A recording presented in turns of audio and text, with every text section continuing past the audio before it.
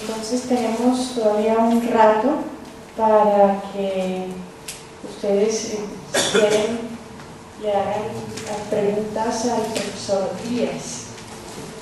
Como somos tantos y como es posible que muchos quieran hacer preguntas, entonces yo les voy a pedir que sean muy precisas, esas formuladas de un modo muy preciso, esas preguntas, de manera que haya tiempo para la mayor cantidad de participaciones posibles. Entonces voy a moderar. Si alguien quiere hacerle una pregunta al profesor Díaz.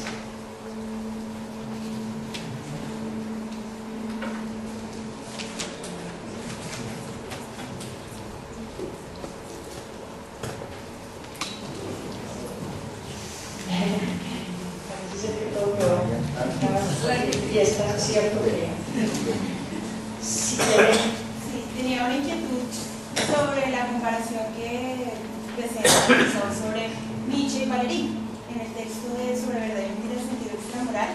Sin embargo, me inquieta porque, como es un texto de juventud, sobre todo por una afirmación que había en el documento, como que Nietzsche cae en la metafísica a pesar de que intenta rebelarse contra él.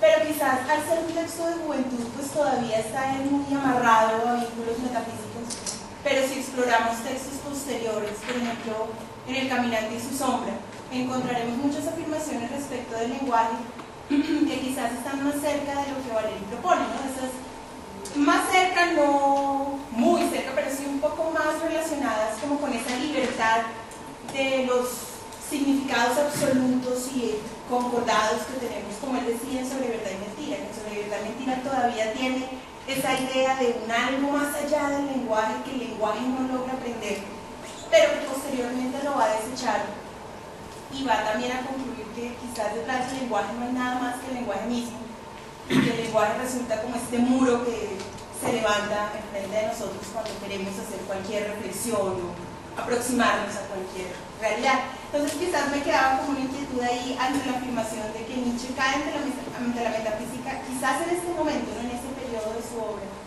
de juventud. La relación de Valéry con Nietzsche es absolutamente maravillosa. Es posible. Yo no hablo de Nietzsche, hablo de Valéry. Es decir, lo que puedo hacer es presentar el argumento de Valéry y no hablar de Nietzsche. Es posible que efectivamente los textos sean más metafísicos. Pero Valéry dice algo que me llama mucho la atención. En alguno de sus cuadernos dice: toda metafísica es un problema de falta de atención. Y eso le pasa a Nietzsche permanentemente. Nietzsche, ese señor que se esfuerza por decir, no, por negar la voluntad, al final habla de la voluntad de poder, ¿no? Como si no lo hubiera negado. Bueno, esta es una de las afirmaciones de él. Creo que la diferencia entre Valéry y Nietzsche también está justamente en el uso retórico que se hace de las palabras. Ustedes lo pueden notar. Lo que está haciendo permanentemente Valéry es siendo consciente de ese carácter superficial de las palabras en el uso mismo de las palabras, no como estrategia retórica.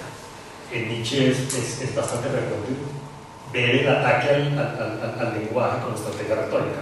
Aquí lo que hay es una afirmación de que el lenguaje es como el dinero, tenemos que pasar rápido por encima de las palabras y más bien jugar con ellas, porque esa construcción hace parte de la construcción de la realidad, ¿no? Pero no hay, bueno, Valéry no llega al extremo pues, de negar el lenguaje, porque cuando empieza, o de negar la posibilidad de acceder a la verdad con el lenguaje, porque cuando empieza a negar la posibilidad de acceder a la verdad con el lenguaje, empieza a pensar en términos de verdad, empieza a pensar en términos de ciencia y cae en la metafísica. Ese es un poco como el argumento de Valéry. Si es cierto o no, eso lo tienen que decidir los expertos en Nietzsche. pero resulta siempre muy interesante y muy atractivo, ¿no? Entre otras cosas porque eso tiene que ver con otro asunto, y es que Valéry no llega al extremo, por ejemplo, de la deconstrucción, ¿no? Que es llegar a decir, bueno, no, lo que hay es lenguaje y detrás no hay nada, entonces como no hay nada, descubrimos. Valéry no llega tan lejos. Valéry está consciente de que el lenguaje es parte de la praxis humana de transformación de la realidad, ¿no? Por lo tanto, hay que utilizarlo como materia. Es un poco como la diferencia, ¿no? Como lo digo, ya los expertos en Nietzsche dirán si Valéry tenga razón o no, ¿no? Supongo que los expertos en Nietzsche dirán que no, porque usualmente un experto en un autor se convierte en defensor de dicho autor. Pero bueno, eso ya es otro asunto. Sí, adelante.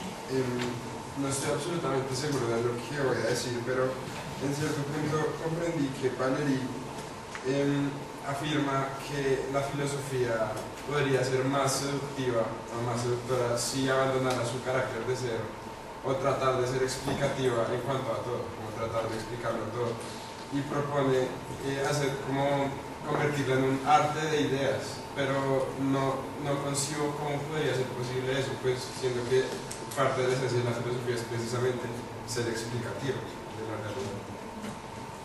Esa es la tragedia o la comedia de la filosofía, justamente, ¿no? Justamente ahí es donde está el asunto difícil y contradictorio que trata de elaborar Valéry, ¿no? Cómo hacer de la filosofía una especie de arte de ideas,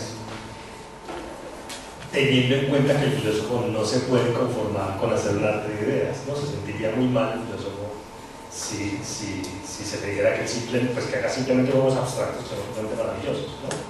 Cuando Valéry habla lo cual me parece muy interesante, cuando Valéry habla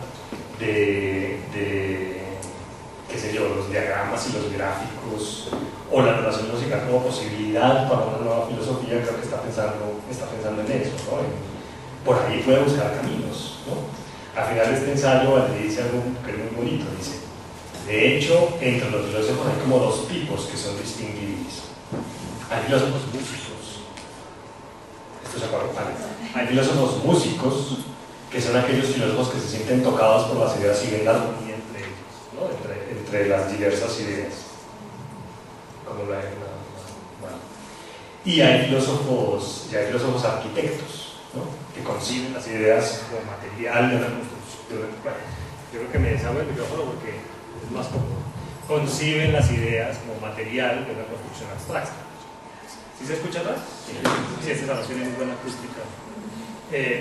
Y esa, él dice, bueno, quizás Leonardo podría ser aceptado por alguno de esos dos grupos, pero lo que hay en el fondo también, y creo que estoy respondiendo una pregunta que usted no me ha hecho, pero que es muy interesante, lo que está pensando Valéry es que quizás la división tradicional entre poesía y filosofía no funciona.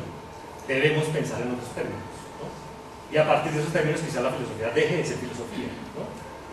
Y la poesía deja de ser poesía, ¿no? Se trata de entender más bien la forma de actuar del espíritu humano y entender diversas formas de actuar, ¿no? Y quizás hay relaciones entre ciertos filósofos y ciertos escritores que pueden permitir agruparlos, pero sin pensar en términos de esa distinción entre filosofía y natural y literatura, o filosofía y arte, o literatura y arte, etc. Con respecto a lo de la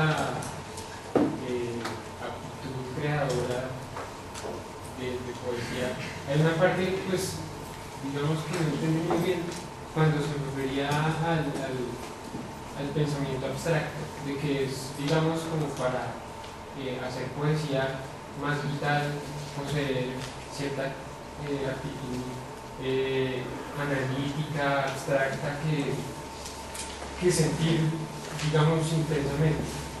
Entonces, pues no sé, o sea,